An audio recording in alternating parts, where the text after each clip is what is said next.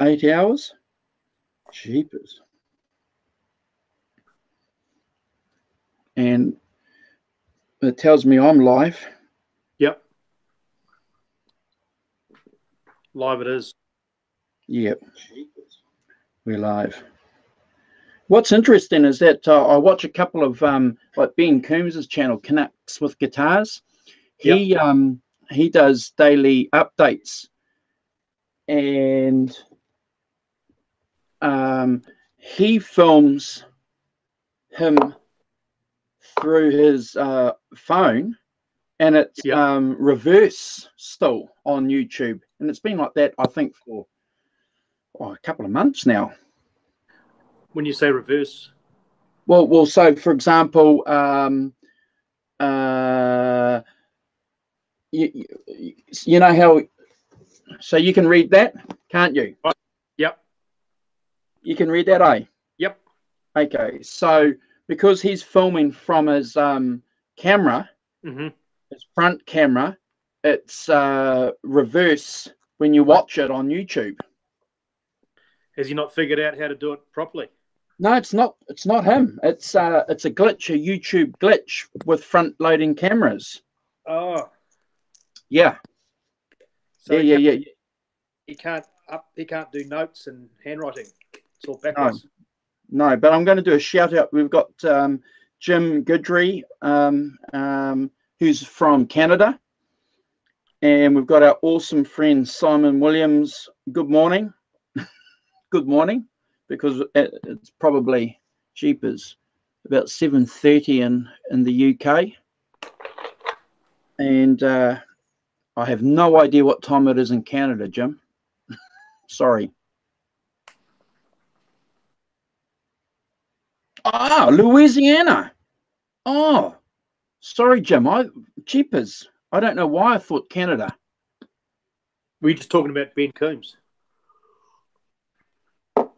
Yeah, no.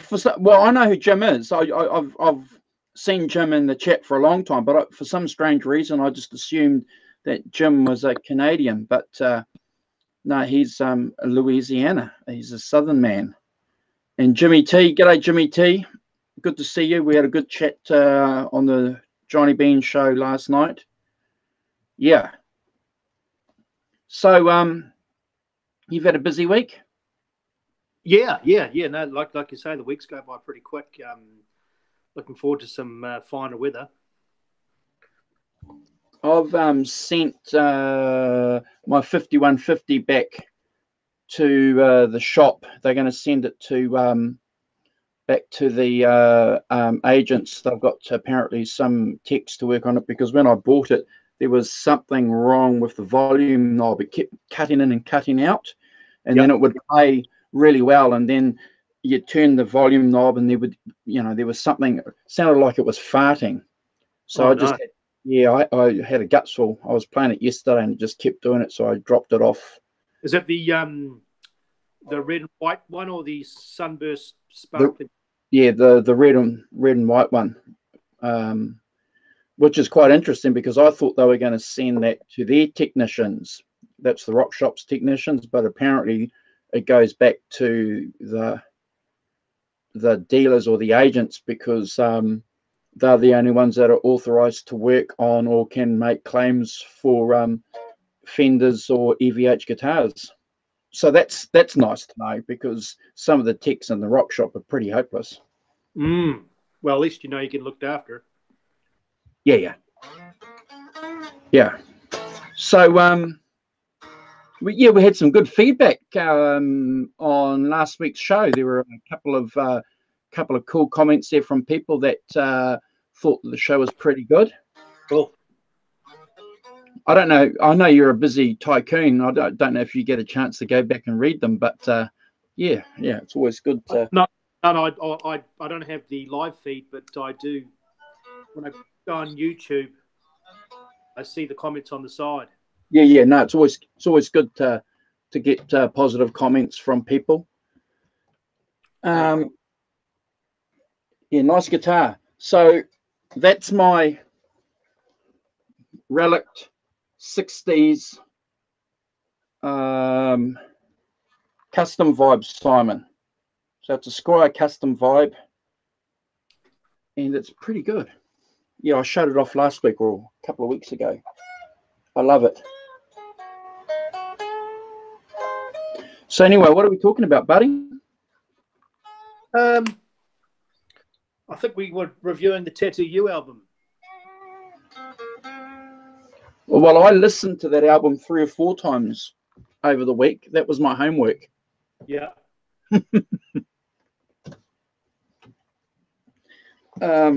What song did you get up to?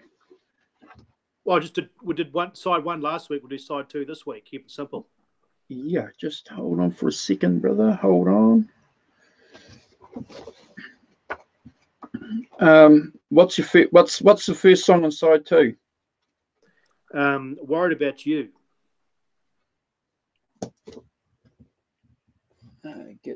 We got all right, mate. Look, we got a couple of shout outs here. We've got Jace from North Carolina, or was it South Carolina? One of those Carolinas. Mitch Harmon's in here. G'day, Mitch. He'll tell us which part of Carolina, north or south, I'm sure. Worried About You. Yeah, well, like we was talking about last week, they divided up Tattoo You with a rock side and a kind of a soft soul side. So obviously, side 2 was the more of the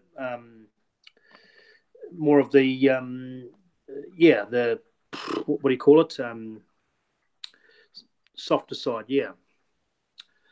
So interesting songs.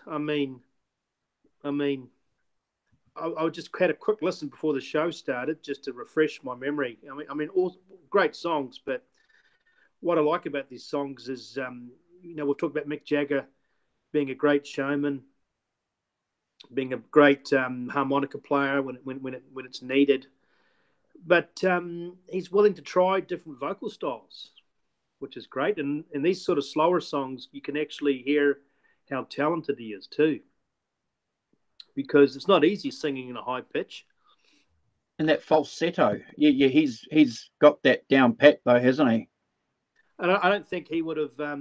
I think one of the reasons why these albums and songs are so good is they're so, by that time, 22, 25 years deep into their art form, they would have would have got better. Because I hear R&B and soul in these songs from their love affair with Motown and that from the 60s, and what's great is they don't forget where they came from. So I'm a bit guilty of just focusing on their rock songs, but it's quite nice to take a back seat and listen to some of these slow ones. Yeah, I just I think the depth obviously is in the Stones and in that acting tone sometimes that Mick puts himself into, like puts his voice into a character. That's what I love about him. And the words again, I'll find out anyway, sure gonna find myself a girl someday, typical the Stones lyrics, isn't it? Talking about love lost or love gained. Yeah. Obviously, and what's quite neat is they're exposing his sensitive side. He's worried about someone, maybe a girl.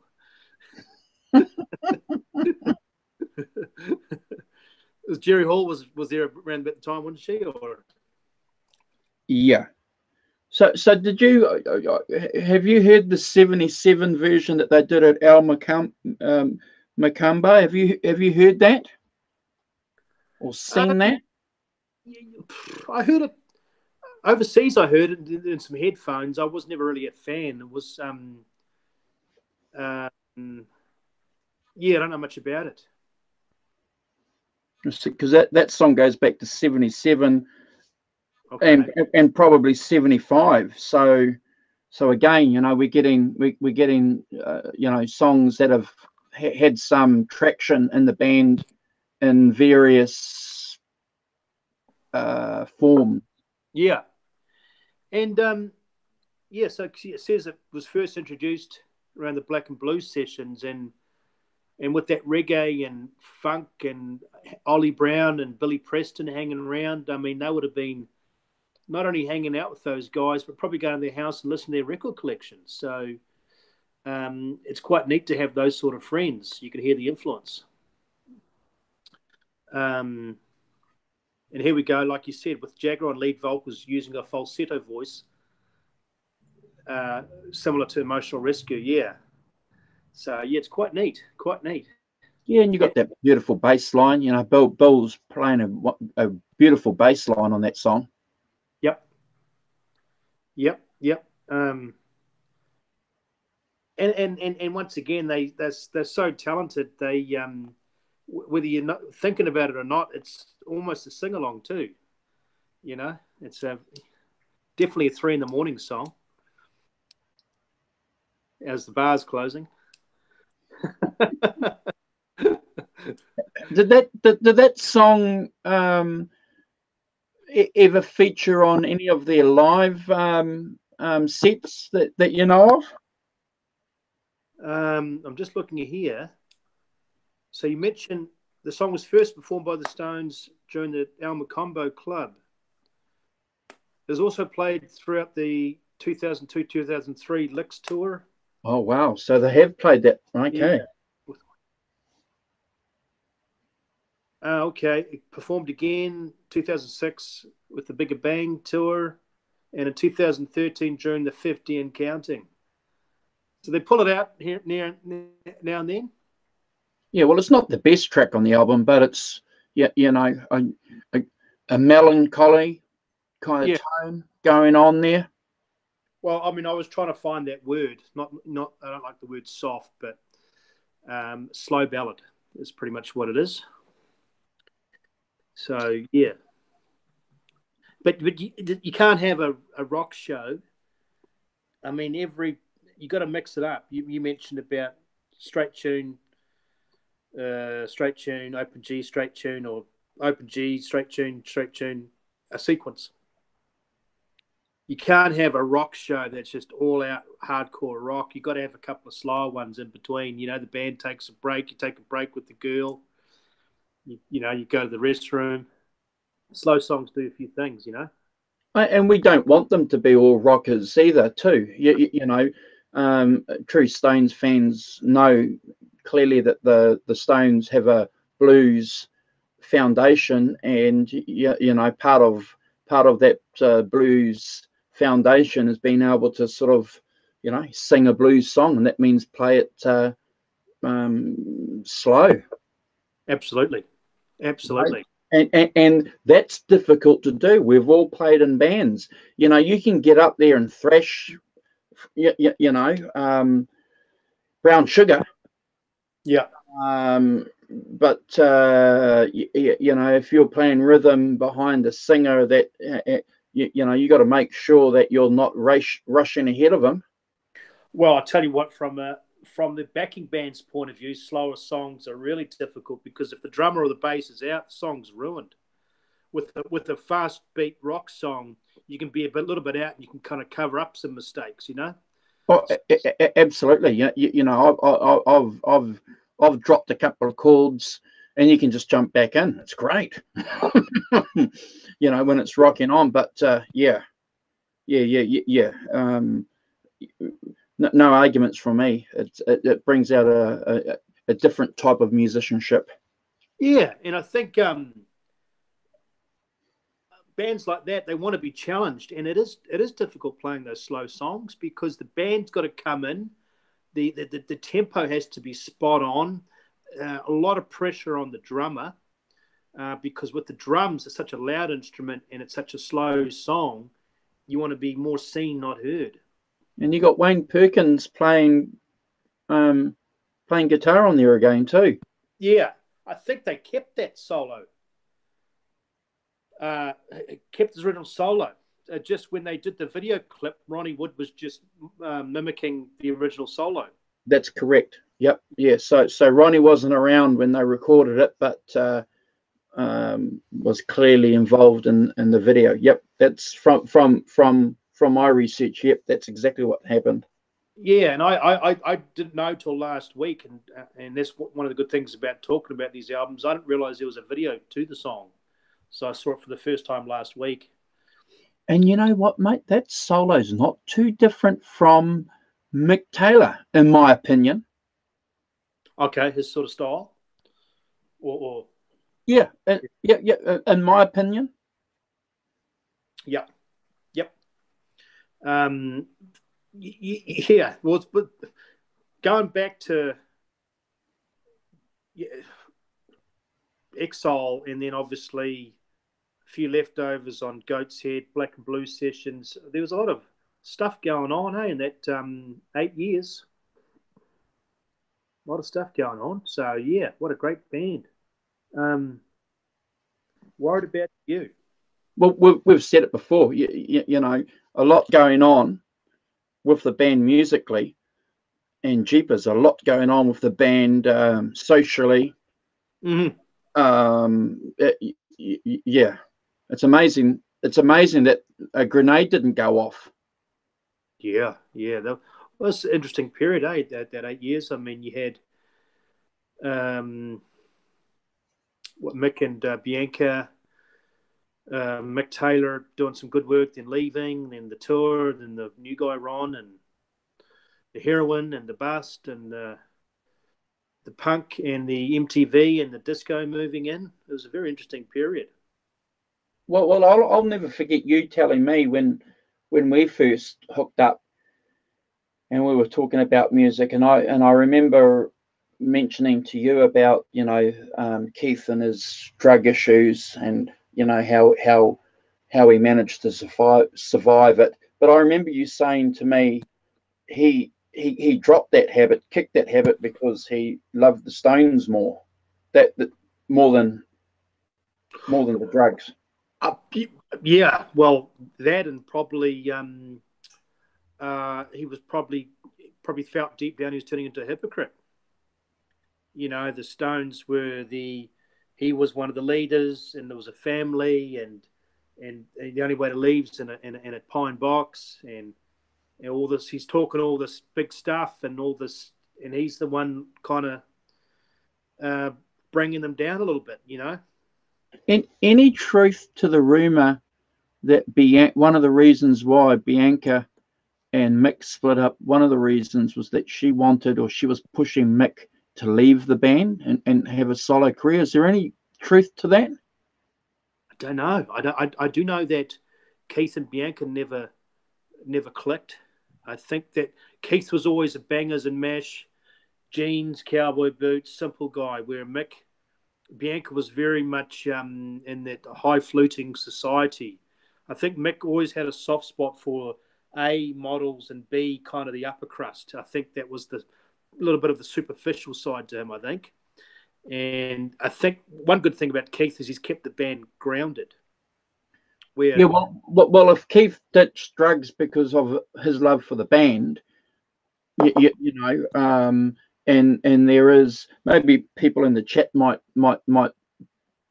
agree with us, but if one of the reasons why Bianca and Mick fell out was because she was pushing him to leave the band, well, Mick probably said, well, actually, the band's more important to me than our marriage. Well, I think what I had read a long time ago. I think Bianca, obviously a very attractive lady, but I think that, and I've actually heard this. This is actually a fact that Mick. They used to tease him that Mick found the female version of himself. He married himself. Yeah, I remember reading that too, and I'm going to be honest with you. I thought that was a bizarre bizarre comment to make. You know, that, what did the guy say? It was narcissism. One of the evidence of Mick's narcissism, that he married her because she looked like him. Yeah, I mean, It was How many papers did that article sell? well. I tell you what, I would imagine Jerry Hall more of a rocker than Bianca. I think Bianca would have liked the fame and the money, but would not like the bars and their English roots. That would have been a far cry from what she. Because let's face it, she came from a humble background, Nicaragua, but she obviously being attractive and people doting and falling all over her, she wanted that Andy Warhol New York Studio 54 lifestyle, Oh, absolutely. Jerry Hall, Texan. Yes. Okay, so cowboy boots, barbecues. Yeah, absolutely. She, in the mosh pit up there. Yeah, no problem. I could see her doing that, no problem. Bianca, I agree with you. Yeah, yeah. I'll never forget. In one of the DVDs that's available, and they were talking about Bill Wyman was talking about the wedding, and like that they didn't know, or they didn't get an invite to the wedding, but they got an invite to the reception, and Bill Wyman's, it's strange, a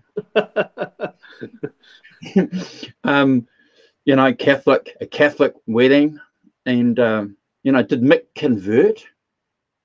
Because he's needing there. Obviously she's having Holy Communion. Did he convert? Yeah, it was. I think it was Eric Clapton was at the wedding. They played guitar and the bass player from the Beatles was there. Apparently, you just imagine what kind of reception that would have been. It would have been a pretty good party. Wow, I reckon. Yeah. But he was wearing a cross a lot at that time and watching a lot of cricket. I remember just reading through all my books years ago. He was wearing a cross a lot. They did something really quite cool. They did a relief concert for the earthquake in '73. That's right. Nicaragua. That's right. So yeah, it was a pretty quick marriage, I think. I think Mick, like we all do, you get caught up in not necessarily a superficial world, but you get caught up in the light, or you get like a rapture caught up, and probably came to his senses a bit later on down the road. I mean, he probably would have felt like, would I rather be with the guys touring, or would I rather be in this house getting nagged? I don't know. well, if there is some truth to the rumor that that she was me or the band, well, the band won. Yeah, well, it's quite neat because the next song, Tops, we talked about Mick Jagger and being narcissistic. It's a bit of an ego song, isn't he? And you mentioned about him creating a character. He definitely puts on a character in this song. He's the lady killer. He'll take you to the top. Well, that goes back to '72. That song. Is that right? Yeah, '72, and that's when Mick Taylor was still a full member of the Stones, but it seems unlikely that. Who played the lead? Mick Taylor. Mick Taylor played. Yeah. Mick Taylor's lead guitar is still on that song. Wow.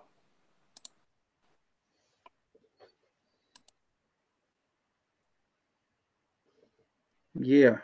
Unbelievable. And it's amazing 8 or 10 years later they can make it sound relevant to that period. So again, further evidence that album. Well, look, I was going to save this towards the end of the show, but I keep coming to it, so I might as well say it now. You know how we've said, Black and Blue was inspired by some punk, and there was some soul going on and some funk that was influencing some of the Stones albums, and you've got a bit of that country feel going on in some of the early albums. I'm going to say that Tattoo You was the last great rock and roll album. Stones album or rock and roll album? Well, their last great rock and roll album. Yeah, I totally agree. I that's in my record collection. It stops at Ted or You. Got nothing afterwards in vinyl. Nothing. Zero. Not that I'm saying, and we've talked about this before, not that they didn't put out good stuff afterwards, but as a body of work, as a band, as a machine, doing everything that we've known them to do, which is rock, a bit of blues, a bit of soul. They had it all in that album. Yeah, and we can talk about Voodoo Lounge and Bridges to Babylon later on, you know, and pick songs in there in those albums, because there's a couple of songs that I like, and there's a couple that I completely skip. I like Voodoo Lounge. There's some good stuff on there. I give that 80% of my love. But yeah, Tattoo You certainly had everything, and it's interesting that you said earlier that you know, they paid homage back to some of the soul that they were doing with that first song on side 2, but still, you know, that whole album, when you look at it and listen to it, it's a rock and roll album overall. Absolutely. Yep. Yeah, because what happens is, I mean, it's interesting. You have the fast side, the slow side, but you can still listen to the whole album from one side to the next. So they're clever. And that's, once again, we spoke about this last week, a testimony to the engineers and producers.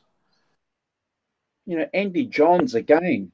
Andy Johns is all, you know, we spoke about Claire Mountain and Chris Kimsey, but you know, Andy Johns. Yeah.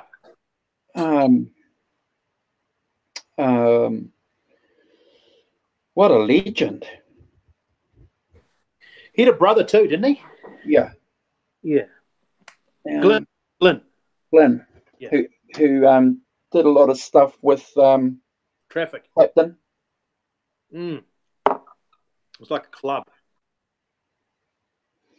Well, what's really interesting about that club is that you kind of think, you know, old boys network going on, you know, we're going to get this guy because he's my mate, and you can appreciate that kind of networking going on. But these guys certainly could back up their club membership. You know, they weren't part of that club because they just had social connections. They were part of that club because they had the meat in the sandwich.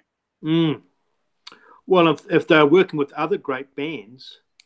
Well, Simon's listing a few here: the Who, the Eagles, and you know, I think we spoke about that a couple of other shows ago. You know, yeah, all over the place.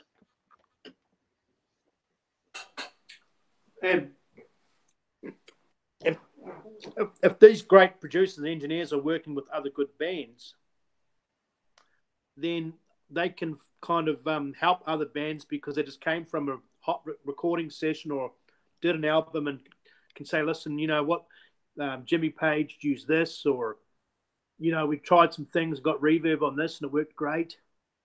You know, it would have probably been a bit of confidentiality going on because no band wants to sound the same, but if you're good, you'll always be busy.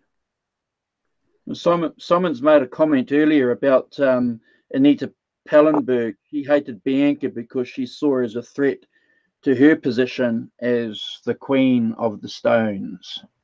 Good point.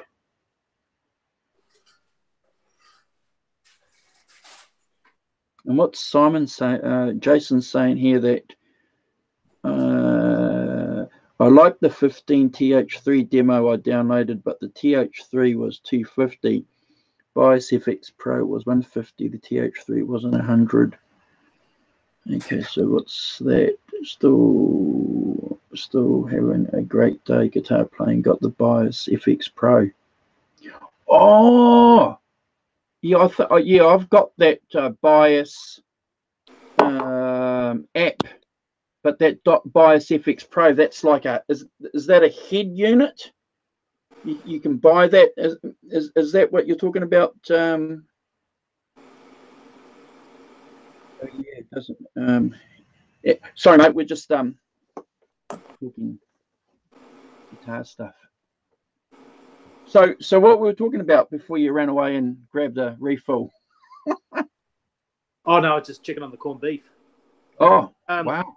Oh, don't, mate. You got to look after that. Look after the corned beef. Well, I totally forgot about this album, but they did one good song. But in relation to Tattoo You being their last good album,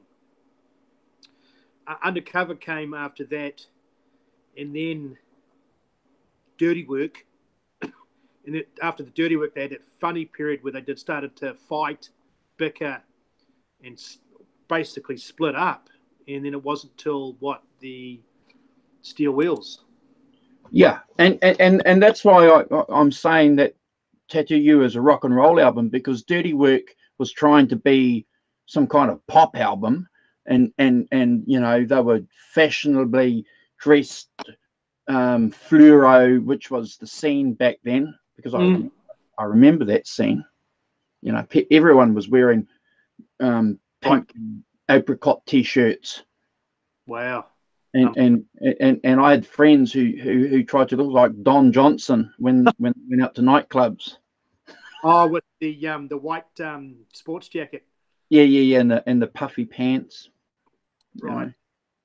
I always wore jeans and cowboy boots. Yeah.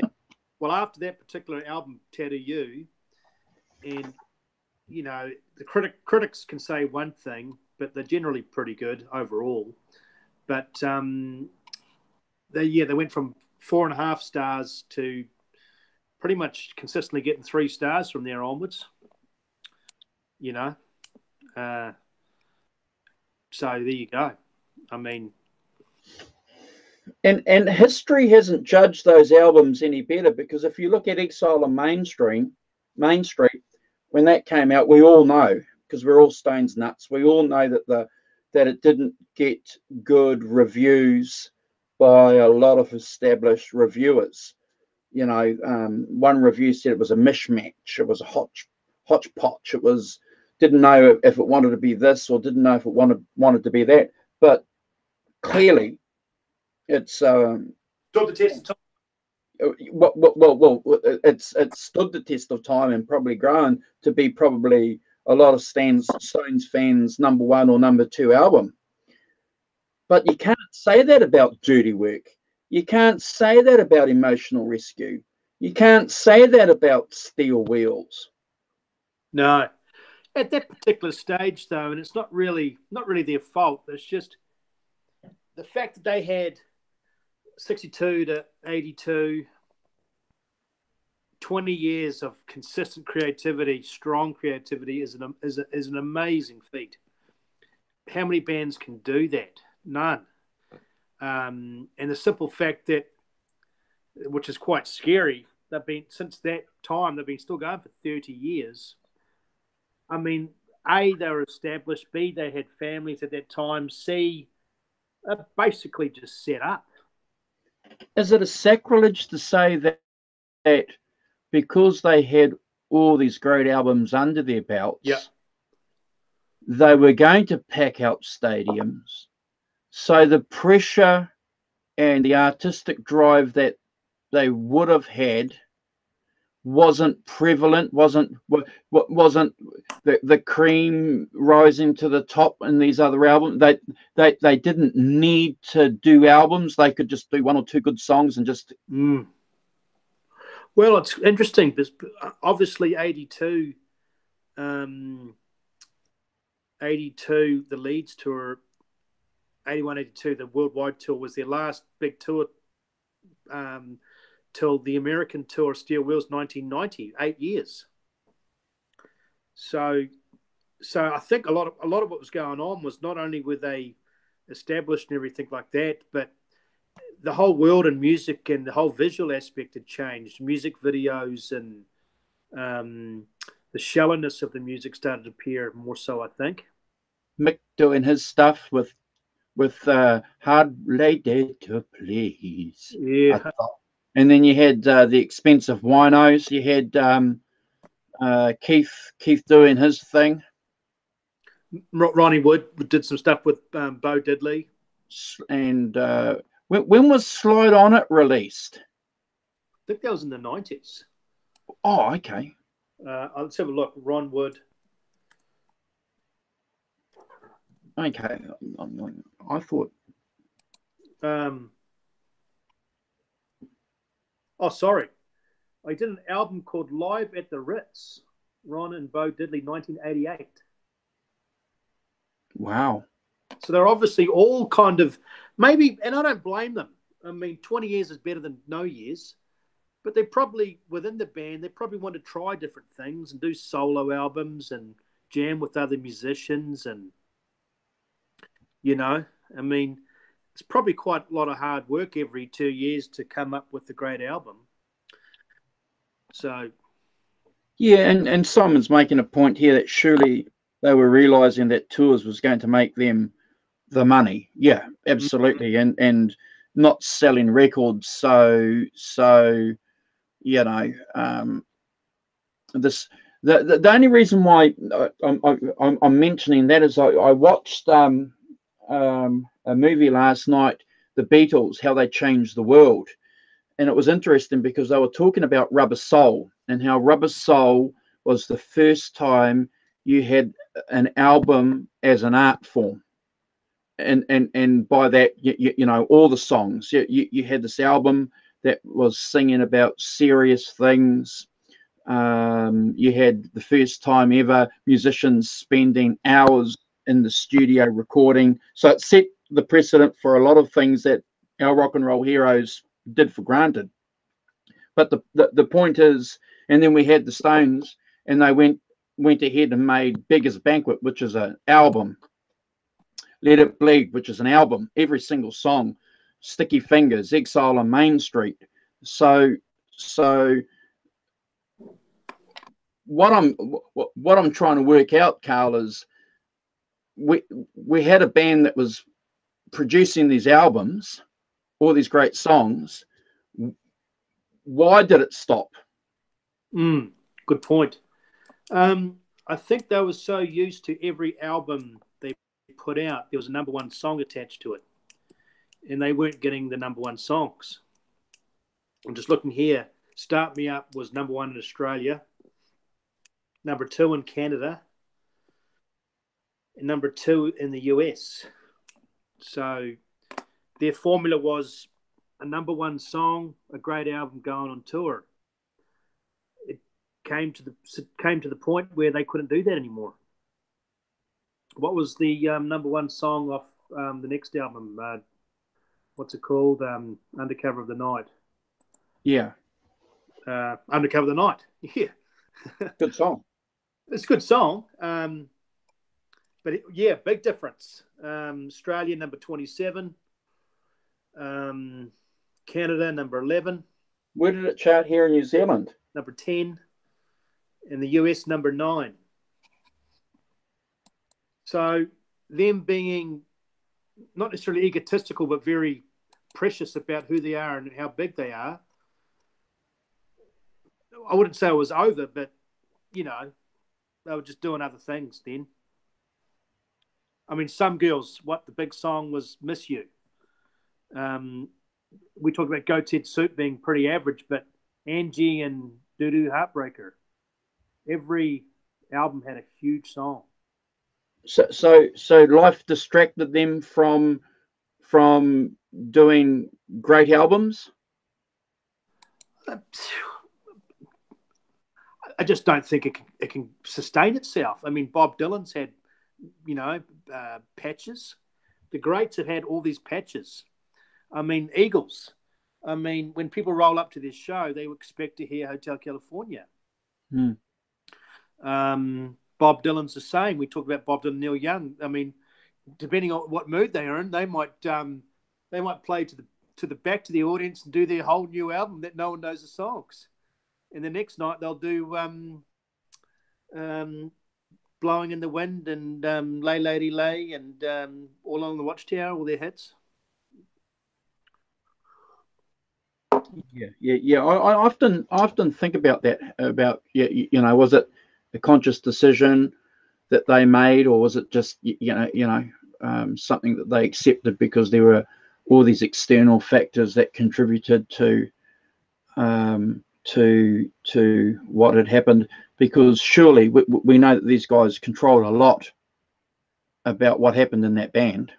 And I mean, like I said before, they're at that time, 81, 82, they're at pretty much the height of their powers, still relatively young men, but in the world of music, starting to become a little bit old, mid-30s, I think, at that time, late 30s. And then I think the pressure was off, really. I mean, but they get ants in their pants. I mean, Mick's done countless projects since then. Keith, I mean, probably today, Keith's probably strummed his guitar or been humming on something. Mick's probably been dancing in the shower today. Who knows? They just, it's in their blood, Or chasing some model around the hotel room champagne bottle, to quote Van Halen. And we talked about Charlie Watts. He said he goes home, he loves his wife, his daughter, his horses, and after a couple of weeks, he gets bored and he goes on the road because he loves to play the drums and he can't stand that either. It's this vicious cycle.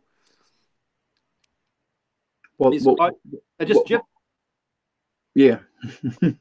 Very rich gypsies. Yeah, and I'm going to go back to a point that you raised early on. That's a classic example of a band of guys playing together. And I've mentioned it before, and I was blown away by Charlie. They were asking Charlie, what's it like being a Rolling Stone? Why do you still play drums? And he said, I play drums for Mick and Keith. That's why I'm playing the drums. I play for Mick and Keith. Wow, that's very that's very. He's not saying, I play. I sit there and I play for 150,000 people, in Brazil, and I want to say thanks to them. He's not saying that. He's telling the truth. My mates. I'm playing for my mates. Self-deprecating. So there's a question here in the chat from Jimmy T. Any correlation with the drop-off in the musical output? That's a bloody good question. Any correlation with the drop-off in musical output and the change in Keith's medicinal practices? Oh, as far as his creativity, well, there's a famous quote. He said something along the lines of, if you want to write a good song, do a speedball, which is heroin and cocaine mixed in powder form, which apparently wrote Give Me Shelter. I wouldn't know. I don't know. Well, I suppose we have to look at some of the things that some great users have said over the years. They, like Clapton, for example. Clapton said that he was scared to play sober because he'd been playing drunk for years, and he thought that he wouldn't be able to do it. But obviously he still could play the guitar. So, well, I mean, substances obviously take the edge off. They make you feel a bit taller, a bit stronger, a bit bigger, take away some of the nerves. But like Stevie Ray Vaughan said and Ron Wood said, that when they played sober, they were like listening back to some of their old footage, like, good God, what was I doing? Or like Eric Clapton said, that was a pile of dog do. Meaning simply that they could listen better and focus better because they were sober. They could. I think from a performance point of view, what you're saying is making sense. You reach a point where you can't play every night smashed out of your head, or like Clapton drinking a bottle of brandy by four o'clock in the afternoon. But if you look at the Beatles, you know, for example, we know for a fact that LSD inspired them to the point where the first song that Lennon wrote for Revolver was Tomorrow Never Knows, which became the first psychedelic song, and that was clearly influenced by his use of LSD. Yeah. Wow. Jimi Hendrix, another classic example. Smashed off his face, playing amazing. The next night, bad trip, sounds terrible, not consistent. Where if you're sober all the time, you're a lot more disciplined. You have to be basically getting high off the music, not high on yourself. Oh, well, I agree. You know, because I've been,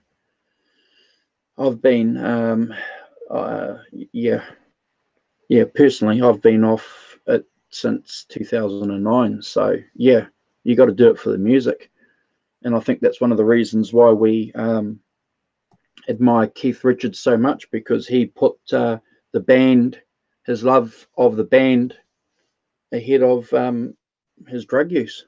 Mm. But you know, I think it's a question worth asking, because you know we read so many books about, you know, how drugs inspired this song or this album, you know, and you know, look at Jim Morrison, you know, cheapers, 95% of his songs were all inspired by his copious use of drugs. Well, definitely, we seem to forget that a lot of these musicians are quite shy, introverted people. So it's a vicious cycle, because the alcohol and the stimulants and the sedatives and the mood altering things give them A, creativity, and B, almost an out of body experience. But at the end of the day, I mean, it's unfortunately has to come to a head eventually, whether it be death, addiction, jail, or losing everything. I just want to do a shout out. I've got a friend who I chat with on Johnny Ben's show. He's just jumped in to say g'day, Mad Dog. So Mad Dog's from Aussie. So g'day, Mad Dog. Awesome. Yeah, Carl's just checking his corned beef. Corned beef. Can't burn the corned beef. Much ready. But yeah, no, I mean, I think 20 years of consistent work is a monumental effort. Let's face it, for lack of a better word, they pretty much became a touring band after that, with the occasional album. You know, and the simple fact that if Rolling Stones said via press release from their publicist tomorrow or now or in 5 minutes they're doing a world tour, at the age of 75 they're going to pack the house. So their work's already been done, you know. So before we go into the next song, there's a couple of guys that have jumped in to say g'day to us, and that's Dan Sullivan. Hey Dan, thanks for jumping on board, saying g'day. We've got Jason here, Mad Dog, and Jimmy T. So yeah, thanks guys. So the next song is Heaven. Amazing. Very jazzy. Very jazzy. The electric piano. I'll just play it real quick.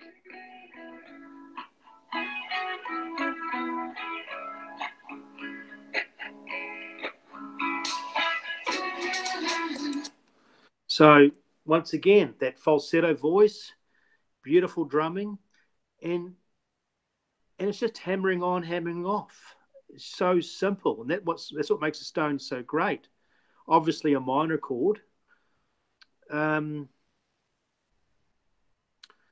Yeah, speechless.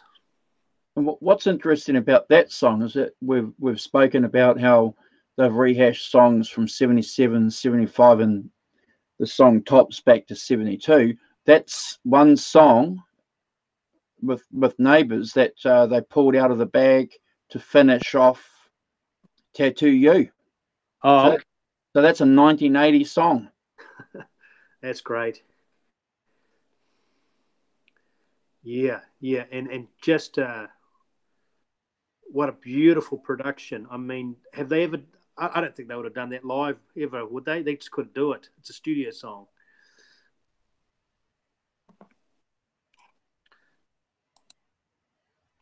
Just see if it's cut. Here we go, live. Oh, they've tried it. They've done it live. Oh, really? What tour?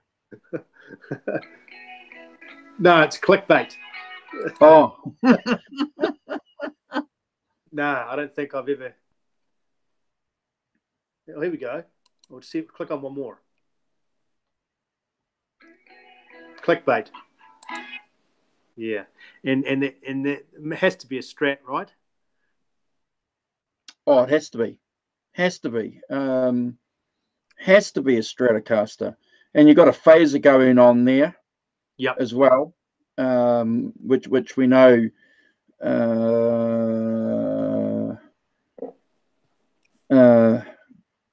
but who's playing the guitar? So you've got Bill playing the synthesizer and bass. You got Mick playing the rhythm guitar. So Mick's playing through either a phaser, or they've added that phaser effect later on. Yeah, it's a shame that they can't. It's not. You can't click it as far as. Okay, here we go. Few Stones tracks are as atmospheric as this gauzy left field gem. Interesting words. Jagger strums an electric guitar while Woosley crooning lines like "Nothing will harm you, nothing will stand in your way." So it has to be. There has to be. There has to be a bit of reverb there going too, right? The only guitar on the track is therefore played by Mick Jagger. Some sources also mention Bill Wyman, but there is only one guitar. It's very strongly coloured by phasing by means of a flanger. Was Keith on that track at all? No. Oh, really? No. So that's, but you know what that reminds me of then? We talked about Keith being smacked out. It's a little bit like Moonlight Mile, where Mick can pull it off all on his own. Mick Jagger, that is. Isn't that incredible? Was Keith playing? Nothing. And then you've got obviously Charlie providing the good beat. Yes. There's no drum machine. Is that right? There's no drum machine going on there. Man, that is So that's just Mick on guitar. Yeah, and I reckon Mick. They reckon that song was heavily influenced by Mick. Was heavily influenced by what John Lennon was doing around that time. Okay. As we know, John was consistently putting out lots of studio albums, eh? Yeah. So yeah. I can't recall where I read that, but yeah, Mick said, well, hinted that John Lennon was an influence. Mm. So what album was out? Number 9. What album was it John Lennon had released? Double Fantasy came out in 81. So around the same year. I can't recall Double Fantasy. Here we go. It's been years since I've heard that album. Or maybe the album before Double Fantasy. Yeah. I'm just going to look here. John Lennon, discography.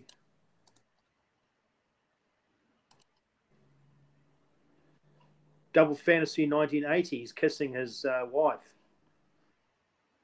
Then Milk and Honey, the same kiss. What's the album before Double Fantasy, please? Have a look.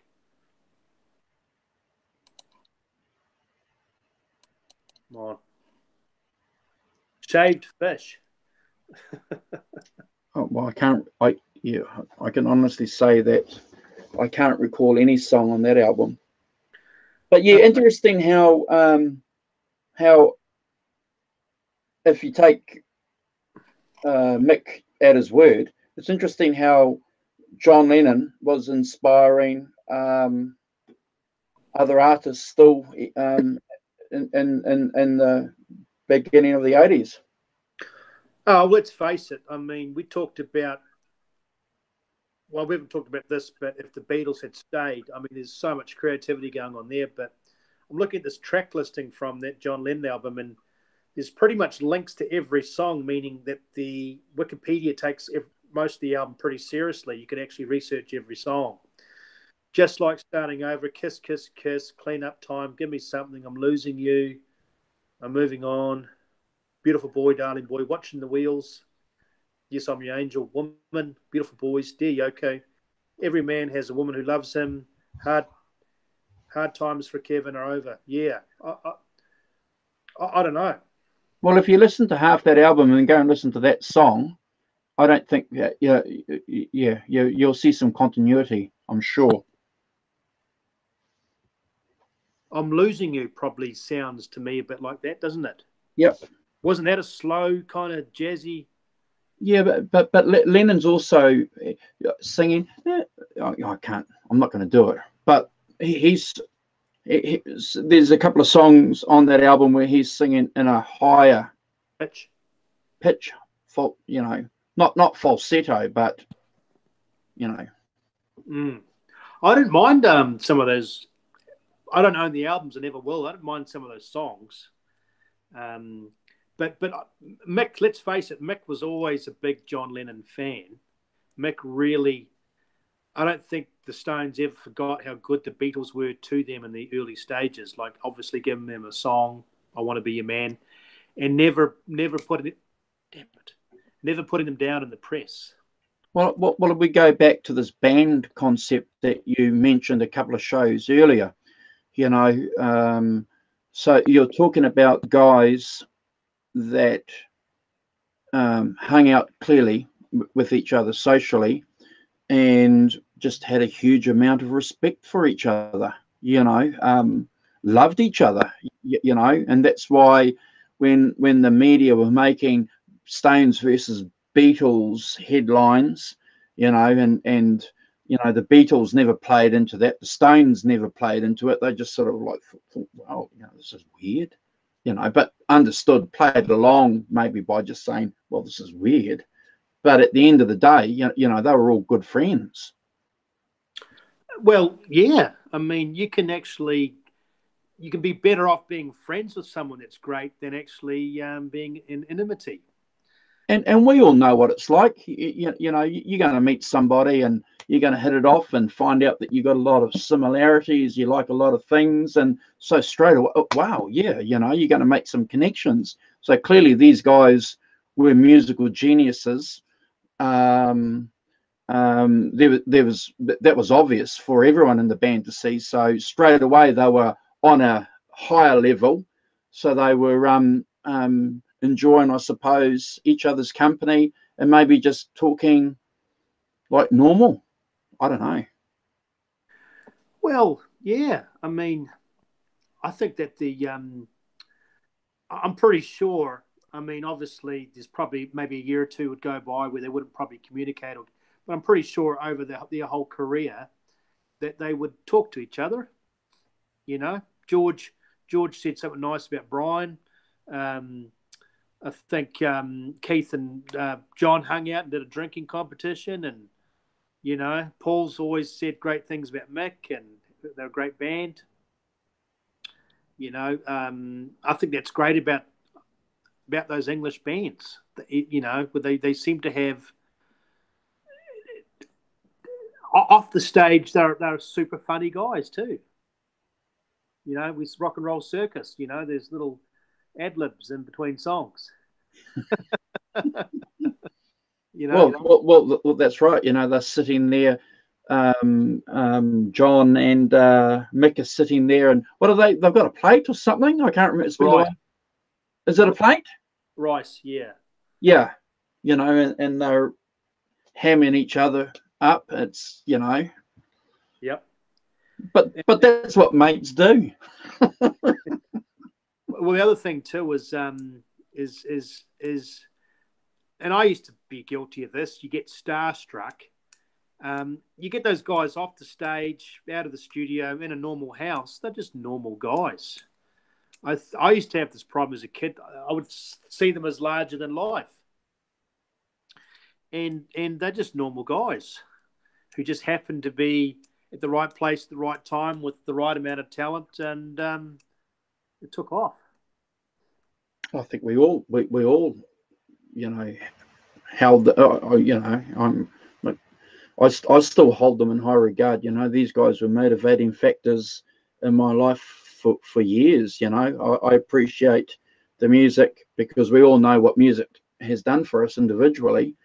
But you know, can I use the word role model? Are they role models? But you know, certainly examples because you know they've had adversity and you know they've come through it. You know, the lessons. Their lives are full of lessons for us, and you know, for anyone else that loves that kind of music, they're going to be reading and studying and learning those lessons too. Absolutely. I mean, without them knowing, they've created their own rock school or guitar school as what to do. Definitely not what to do, what not to do. Definitely what to do, I think. So Dan, I just want to read a couple of things here in the chat, mate. So Dan's saying, I think it's one of the major differences from the UK-US market. US bands see other bands as competition. UK bands seem to think others were like brothers in arms. Absolutely. I was going to say that before, but I didn't want to offend all our American buddies. And I've lived in America, and there's a lot of great people and great musicians. But that's I think with the bigger population in America and the media and all the television shows, it can't help but harbor or create competitiveness. And there's nothing wrong with that. There's nothing wrong with you know both are great, you know, aspects to a band or to life. You know, nothing wrong with a bit of competition. Nothing wrong with wanting to win. You know, Eddie Van Halen played his solos back with his back to the audience because he didn't want other guitar slingers to see his technique. You know, because he wanted to keep that for him, you know, for himself for as long as possible. I don't have a problem with that. But I suppose because we're Kiwis, New Zealanders, and we follow that British tradition, and mates are everything, you know, mates before girlfriends, and you know all that kind of carry on. So you know, brothers in arms is a very real concept for us. Well, we've talked about we love Guns N' Roses and the Sunset Strip. That was just a street full of bands trying to outdo each other. And Simon said a role model of not what to do. The Stones. Yeah. Role models. Yeah. Good point, Simon. Yeah. But no, yeah. I look. I can see both sides of the coin. You know, you've got competition driving a band forward. You know, and then you've got this. You know, brothers in arms.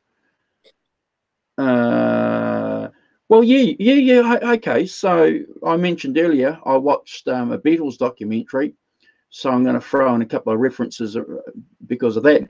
Look at the Beatles and the Beach Boys.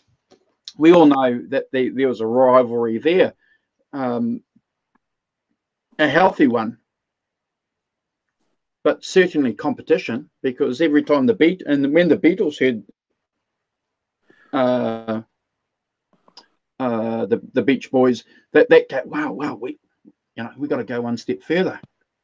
Well, wasn't there was an album called, was it Smile, or and Brian Wilson heard Sergeant Pepper's and destroyed all his work or something, or Shelved it.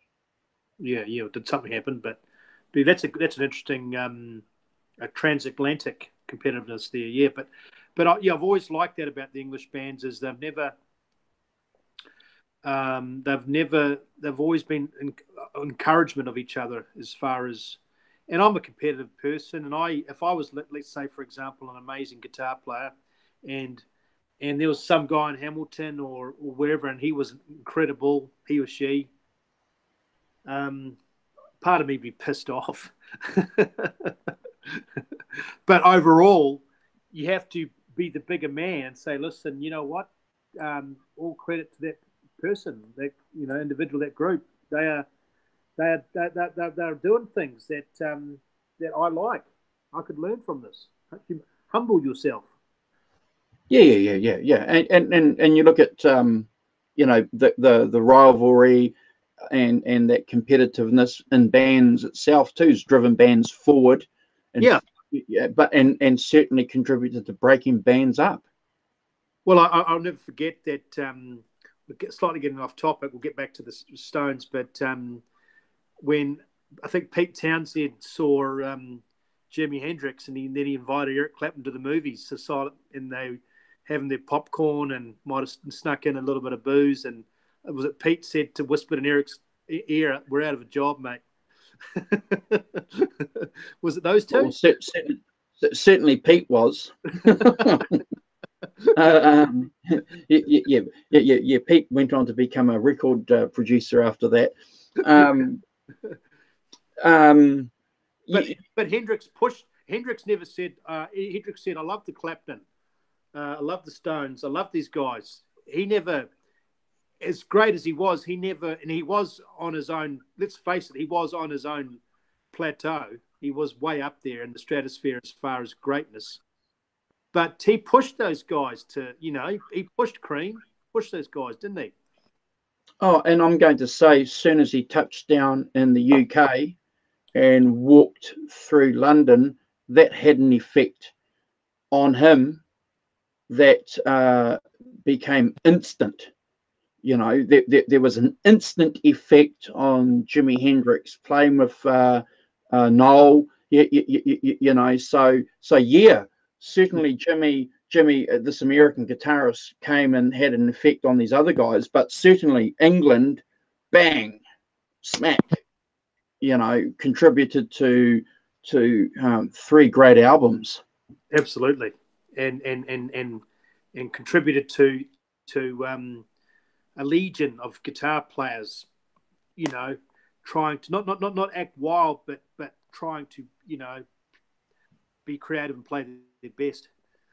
So Jimmy's asking us, have you guys heard Jimmy's In the West live album? No. That's on Spotify. Check it out. And Dan's saying UK bands would help co-write and guest star on Friends albums. Yep, US bands would never do that. It's the rugged individualism pounded into kids from birth. Good point.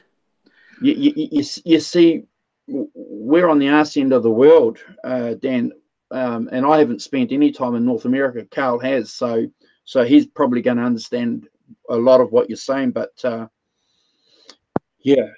that's hard for me to grasp. Well, in America, they really breed nationalism, self-identity, and confidence, which is not necessarily bad things, but unfortunately it does not help with certain aspects of humility. Because once again, large population, lots of different cultures, you've got to be pretty strong over there. I'll never forget watching an Aerosmith interview, Steven Tyler, and just was not feeling the way he spoke. Basically saying, or that's how good we were, or that's how good I am, or no one could touch us, or just nothing humble about him at all. But nothing wrong with that. That's just him and his band and his style. Some tough little guys from Boston. Big tough city. I'm going to chuck this one out to some of our North American guys in the chat. I'm going to say one of the reasons why we have this rugged individualism, this determinism, and I'm a New Zealander, and we see this in American culture from the outside. It's bold as brass for us to see this individualism, this determination, the steely grit, all the metaphors. It's because in America, if you don't succeed, there's nothing to prop you up. There's no support. Whereas here in New Zealand and in the UK, we have a welfare state. So there is a safety net behind us. Absolutely. In America, also, going to college from an early age is very much encouraged. I saw it a lot when I was over there. That get a degree, go to school, get a good job, make a lot of money. Yeah, owning not necessarily owning a car, but owning a new car. This in New Zealand, we're just happy to have a car. I was actually quite. I was blown away that in America, if you're fortunate, when you turn 16, especially the girls, they get a Mustang.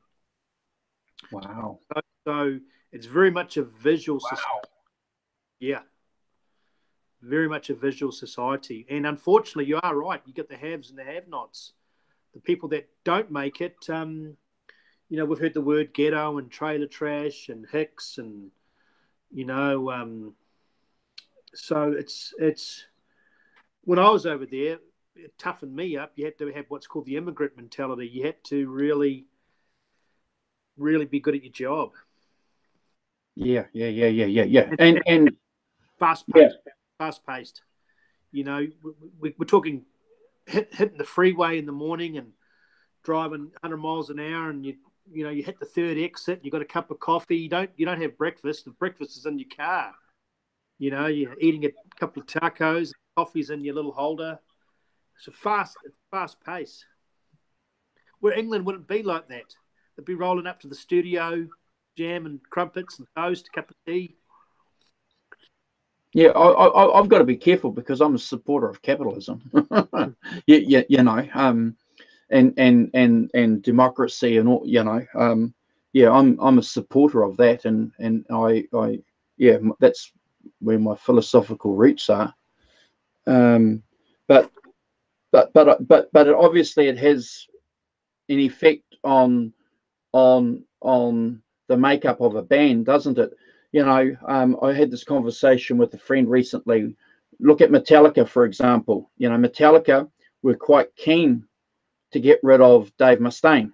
There was no problem. We're going to get rid of Dave, and we'll put another guitarist in, and we're going to keep going. I can't think of an English band at the moment, but an English band would look at Iron Maiden. When they got rid of Paul Di'Anno, or Paul Di'Anno left, there was like, are we still going to be able to, go forward? Are we going to be able to sell records? Are we still going to survive as a band? Yeah. Well, you're absolutely right. I remember watching that video, and Dave was a horrible drunk, but he was actually the initial sound and the driving force, and wrote half that album, that first album they did, Kill 'Em All. But for the sake of making it, being signed to Megaforce and their fan base, they had to do what they had to do. Which I actually read some comments, and everybody goes back and forth about Metallica, Megadeth, who's better. I prefer Megadeth, but I like both. But someone said it on the comment section, which makes a lot of sense. I'm actually glad that they kicked him out, because now we have two good bands. Yeah. And yeah, you know, I've had another discussion. I think you and I spoke about this years ago. Def Leppard, you know, when the drummer lost Well, his arm. Okay, so they put him back into the band, rigged up a kit so he could still drum. Would an American band have done that? it's a good question. Don't know. Depends on their record contract, or depends on. That's a good point. You know, Guns N' Roses. You know, we all love Guns N' Roses. Izzy Stradlin wrote 60% of that first album. He was the musical force behind Appetite with Destruction. And when he walked away from that band, you know, they had no problems replacing him. Steven Adler. Adler, yeah. Well, they sacked Adler. Well, they lost their sound after Adler, I think. So yeah, no, that interesting, very interesting way of looking at English mindset as opposed to when we think of America, though. Let's face it, they are the lighthouse, as Reagan said, of the world. When we think America, we think of basically 70% of all the music. So I've been there, and it is a very competitive. There's no room for being nice. Oh, it's a tough place, isn't it? I've had friends, and you're a very good friend who's been to the States, and if you do well in the state, yeah, it's a tough place, yeah. Yep. And that's what makes America America. Absolutely. Yeah, and interesting that that those English guys, still love to go back home. So Simon's hit it on the nail. It's the gang versus business dichotomy. Good point. Yeah. Are we going to be a band that's going to play in a pub for the next 10, 15 years and play for beers? Or are we going to transform this pub band, get rid of this guy, and go and chase that record contract and sell 1 million records? Well, it wasn't until the Stones toured America, met Klein. Alan Klein said, "Your record contract's a joke. I'll rewrite it." And then they started to make money, but they did a deal with the devil, and on the flip side, lost all their publishing. Yeah, well, the Stones did it, didn't they? They got rid of Brian Jones.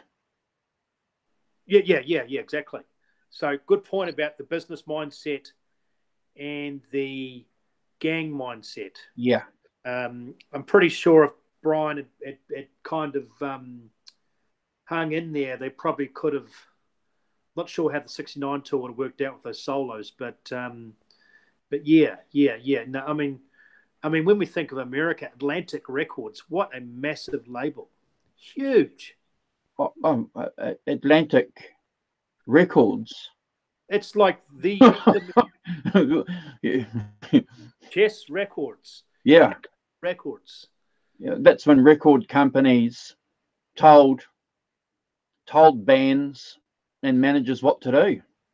Decca and Parlophone to this day are pretty much only really known for the Beatles and the Stones. Yep.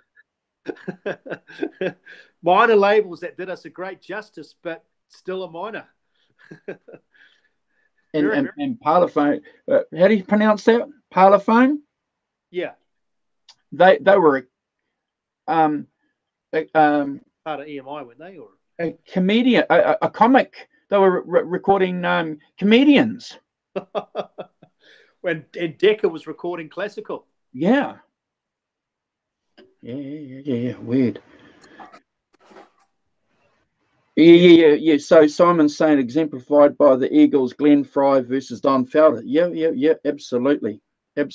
And we're not making criticisms here. We're just obviously musical fans, and we're just pointing out clearly our observations and the differences between how being on one continent has an effect on a band. What's interesting though is that Dan's made a point about being a Canadian, and they're kind of funny because they're a British colony and part of the Commonwealth like us, so heavily influenced by that English tradition. But they're a mixture of British and the US in their attitudes to things. So yeah, I could go for that. Toronto is like New York. But did you go to Canada when you were in North America? No, I only just saw it from Detroit and from Niagara Falls. But yeah, Charlie Watts said, when America loves you, you've made it. And we talked about those big record labels. England, I guess those bands had made it to a point, but when you start packing out stadiums and getting recording contracts in America and studio time, it's another world. Well, again, I'm going to make reference to that Beatles documentary I saw. Paul McCartney's sitting there saying that he was adamant that the Beatles weren't going to go to America until they had a number one. Now, they were selling crap loads of records in the UK. Clearly, thousands and thousands of records. So, succeeding. And wasn't until I Want to Hold Your Hand became number one, and they went to America. Yeah. Unreal. Other thing too, I just thought of now, besides Marshall amps, what was England known for any gear, like electric guitars? Vox. That guitar. teardrop. That's about it, eh? And what's that guitar brand that Zamatis? Don't know much about it. That Ronnie plays? I don't know anything about it. Hold on. I've got a book here. Can you read that? Great. Oh, you got that book? It's a magazine. So so you got Burns, Vox, Gordon Smith. I can't pronounce it. Zamatis. Yeah. Sim Gus. So there's a few. There's your teardrop. Can you see? Yeah. So not only was America responsible for obviously a rise in popularity, but also a love affair with the gear and the recording contracts and the money. So yeah. But you had these British guys who grew up on rock and roll, and again, watching all these great Hollywood films. So they were doing well in the UK, but even amongst themselves, they all said it. Yeah, you haven't done nothing if you haven't broken, made it in America. Pretty much a point. Pretty much a good point. Yeah, no, good, really good discussion. Actually, the difference between the mindset between the English brotherly love and the American business mindset, which when you add the two together is a great thing, because in America there's a sense of urgency. Things get done, which is great. With the British, the business of America is business. Yeah, getting from A to B. Come on. Let's go. Come on. Which I like. When I came back here, I remember working with this lady, Sonia. She goes, "What do you miss about America?" I said, "The urgency. The hustle." I love it. Love it. It makes you, I mean, look at the bridges and the buildings and what the Grand Canyon and what they've accomplished in a short amount of time. Someone has an idea. Instead of talking about it, he does it. So, yeah. I mean, the Fenders, the Gibsons, these are guys that made these guitars, the studios, the Valve amps, these young Jewish immigrants were starting up these labels, burning down their metalwork business and getting insurance money to start Chess Records. All that sort of stuff. But these are great stories. Yeah.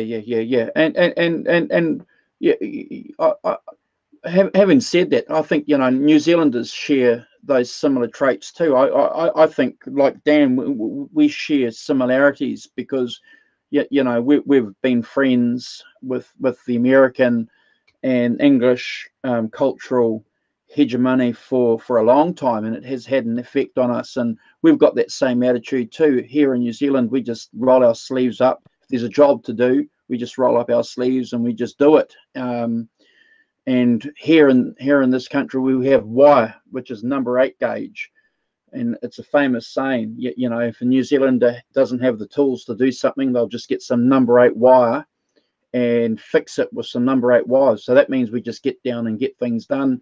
And I think because we were on the arse end of the world, we had to have that mentality because we couldn't get the things that obviously Americans took for granted and English guys took. We had to make do with nothing for a long time. Exactly. When I went over there, it was kid in the candy store. America, it really was. I can't speak of England because I've never been there, but I'd love to go. So yeah, my poor same in Oz. What's that? It's the same in Aussie too. Aussie's got that same. You just get down and get it done. We use duct tape and crazy glue, so that's what the Canadians use. Yeah. I suppose if there's a job to do, we do it. I think World War II proved that too. We're all part of World War II, and we got that job done, didn't we, guys? Absolutely. Yeah, absolutely. And I will say this: living in America, the crux of everything is still quite British. Really? Yeah. I mean, they have their own identity with the, the Boston Tea Party and starting, their new national anthem and their new flag, but they still have an allegiance to London. So, well, we're all Westerners, man. I suppose that's the great thing about. We've got an Aussie here, we've got a Canadian, we've got an Englishman, and we've got a couple of guys from America.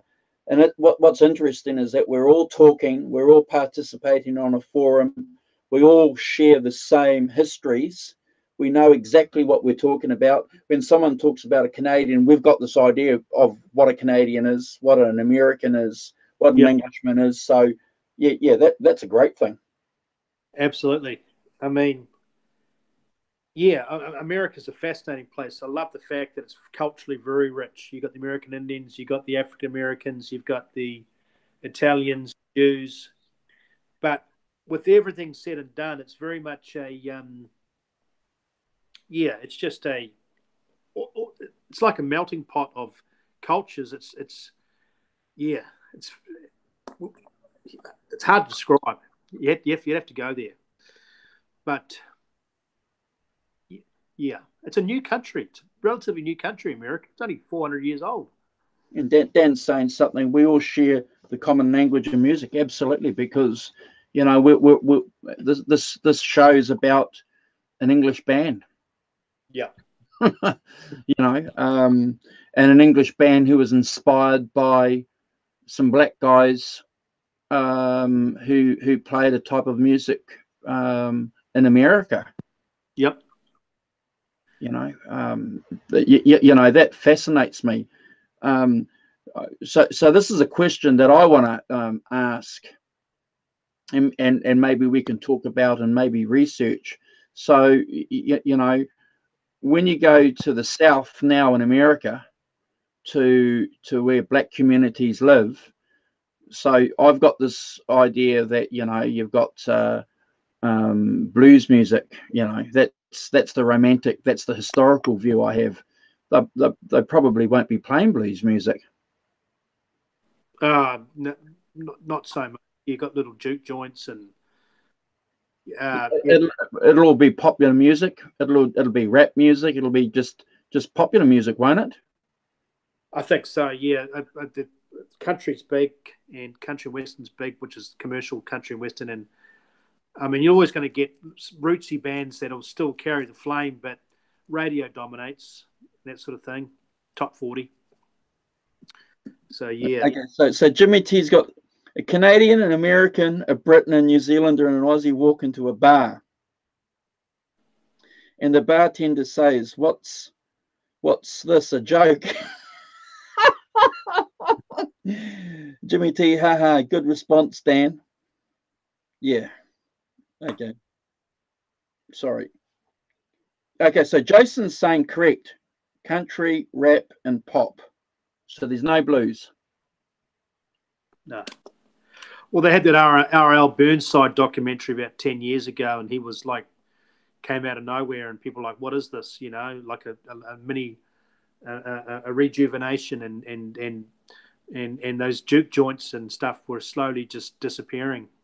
You know, the kids of those guys weren't interested in carrying on the blues, and to a lot of I've actually talked to a lot of people about blues, to black people, and to a lot of them it reminds them of suffering.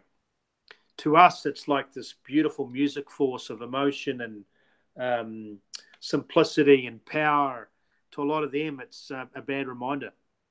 Wow. So yeah. So they don't see, so a lot of them don't hear it like we hear it. Wow. Because I was bewildered myself. I thought, we'll be in blues heaven when I get down there. And the whites were doing it and stuff and love it. And the black guys who were still alive at that particular time would come to Antone's and play, and people would lord over them like, wow, you know, Hubert Sumlin, nice to meet you. Love your autograph. But outside of that, wasn't much going on.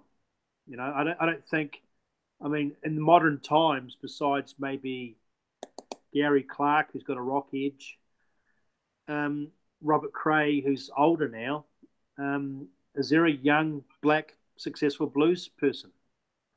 No, and I'm going to tell you, I've searched Spotify, and a lot of the contemporary blues guys that are playing on Spotify are Europeans.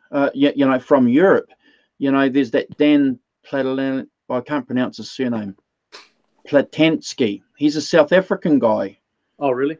Yeah, Wow. you know, you've got a couple of Canadian guys. You know, but they're all white guys, and John Mayer, I suppose, if you want to classify him to a degree of playing some kind of blues. So it's interesting actually how this music that was born in the South, played by black guys, and so easily adopted by skinny white guys in Britain in the 60s, is still inspiring. But I tell you what, in 100 years, if the world's still existing, there'd be very few rap artists that would be remembered, but a whole lot of blues guys that would be remembered. That's it. You know, rap would be Tupac Shakur, Biggie, Run DMC, some of those original guys who are, you know, very well revered, poets, some of them, and that's about it. Blues, I mean, just take for example eBay, a blues record, original blues record. It's not uncommon for an old '78 Robert Johnson to sell for $10,000. Wow. You know, an old '78. A lot of those blues '78s go for a fortune because they were put on '78s before the so-called white talent scouts picked them up and put them on major labels. So they were spooky, really spooky sounding. So these are the original ones that they cut listening before they got discovered. Wow. So you had a lot of these, not necessarily bootleg record producers, but these little labels that signed up these guys and said, I can hear and see talent. And then when they hit the city, and that's where a lot of the animosity and confusion started, then they got signed to bigger labels. But as you know, even Nirvana, I mean, a lot of these bands that were quite doing well in their own town. We talk about Metallica with Megaforce. People want to discover the early stuff, like, before they hit the big time. Because unfortunately, sometimes when you hit the big time, that goes along with commercialism. Hey, you owe us now. We're 5 albums, $5 million, 5 years. Come on. Yeah. But no, good point. Another good point. The music scene in America, unfortunately, if you turn on the radio or the TV, is really sad. So, yeah, good point. I'm going to just probably finish this off with so you know how the Stones and the Beatles and Dylan to an extent became, spokesmen, spokesbands for a generation. Yeah. They took on political, they took on political messages. The Vietnam War was an issue, for example, in the 60s. Yeah. Incidentally, Dylan never actually came out and said that he was anti-Vietnam too, by the way. But you had the Beatles and the Stones clearly came out and said that they were against this war when asked. Yeah. What's interesting though is that the music that they were playing was popular music, wasn't it? The Stones and the Beatles was a popular music form. Yes. They became political. What you have now with popular music is it's not political at all. No, it's throwaway. Yeah. It's we talked this before. It's a board of directors who one guy will come up with the hook, 2 or 3 will write the catchy rhymes. These subs based on pretty much nothing. Usually, yeah, it's designed to. It's like bubble gum. Yeah, it's sweet. You chew it, lose its flavor, spit it out. Next one. If you think about where the blues and what music is now, basically it started like this. Music started as worshiping God, and then it evolved more into worshiping the opposite sex. Now we're at the last decline. It's worshiping yourself. That's the problem. Yeah, and I suppose I had, after watching, again, reference to that Beatles documentary where the Beatles were taken out of context when they said that they were more popular than Jesus Christ. They didn't say. We all know that. John Lennon didn't say that we're better than Jesus Christ or bigger than Jesus Christ. He was saying that they were more popular now, and that was a criticism. He was saying that as a criticism, like, why are we more popular than Jesus Christ? He wasn't saying, oh wow, look, we are. But the point that I want to make is there was some kind of hegemony. There was some kind of unifying factor for young people to be inspired in the first place by what was happening around them, and in turn you've got this whole music that was inspiring them as well, and in turn these musical bands being inspired by what was happening around them. So it was a great thing. But now you've just got elements of, what did you say, individuality. Yeah. Doing nothing. No. Basically an individual brand accompanied by a circus, which is all the theatrics on stage. And you got, I don't have a cell phone because I'm looking into one, but people go to the concerts and they're doing this with their phone. Yeah. It's just a joke. But Jimmy T's saying something. Will the music wheel turn again from today's manufactured music?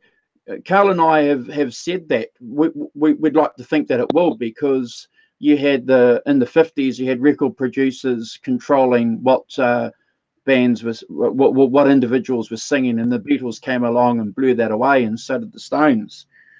And then you've got Dan saying pop music takes the humanity out of music. Yeah, I agree.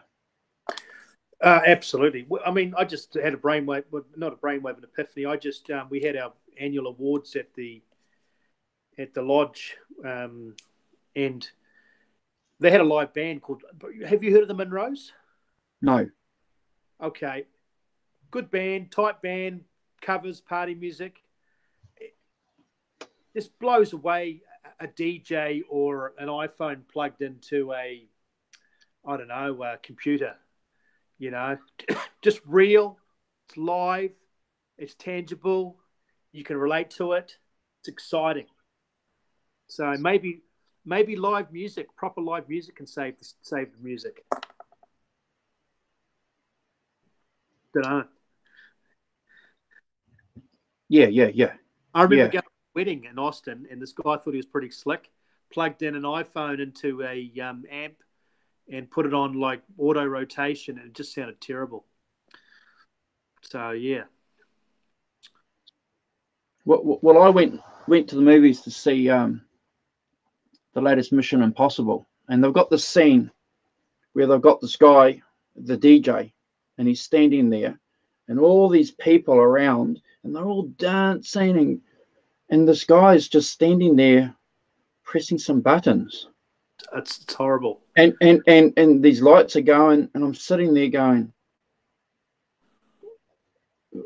where's the band? Yeah. If you put the Stones or the Beatles or Hendrix in their prime on a little stage with no lights, they could perform magic. If you could put one of those DJs without all the lights, without his buttons, without the drugs, and without all the hype, what the hell can he do? Can't do anything. Yeah, I sat there for a couple of minutes trying to work it out, and trying to seriously give it some thought. You had bands talking about, at least, I want to hold your hand, talking about some girl or something like that, which we all understand. But this is just music, and it's not like it's not this kind of music. It's not a D chord and a G. It's weird. Weird. And show my age. I better hit the road. I've got my corn almost burning. Hey, we're gonna. You need drugs to enjoy that crappy rave music. Well, yeah, that's what Dan's saying. Spoiler alert. Oh yeah, I should have said that. Sorry, guys. Appreciate everyone's contribution in the chat. It's always good to hang out with you guys. Carl and I really enjoy it. Carl goes back and has a look at the chat after, when he's got a bit of free time, because he's a man under the pump. Now he's got to go and eat his dinner. So yeah. Well, are we going to do a show on Wednesday, or next do one on? I'm good for once a week. Once a week? Okay, I'm good for once a week too. So we'll catch up on next Sunday New Zealand time. Yep. This is awesome. Dan, appreciate the kind words, man. Really do. Sorry I was late. No problem, Dan. No problem at all. And Arvin, thank you. Simon, innocence and optimism. Yeah, great. Yeah, those are great concepts that we need to think about, and try and keep those lessons alive for people that we come in touch with, and sort of say, well, look, music does have a power to make change. And Carl is back. Yeah. Well, Carl is he's the professor. Don't mess with Carl. Okay. Here to add my 5 cents. No, appreciate it. You want to say anything before we bugger off? Oh no, just a good, a good show. That's the show is goes on different tangents, but once we start talking about something, we actually learn something. It's a good discussion in the sense that it makes you think. Well, I think the tangents get reinforced by the comments we get in the chat from the guys in the chat. So, we appreciate that because it's a community. That's what it's about. It's not just about Carl and I talking. It's a community. And I'm just going to remind Simon too, he should be getting in touch with us soon because Simon's going to be jumping on board sometime soon. And if anyone else wants to, you just message us. Yeah. So we'll see you guys next week. Have a good week, guys. Yep.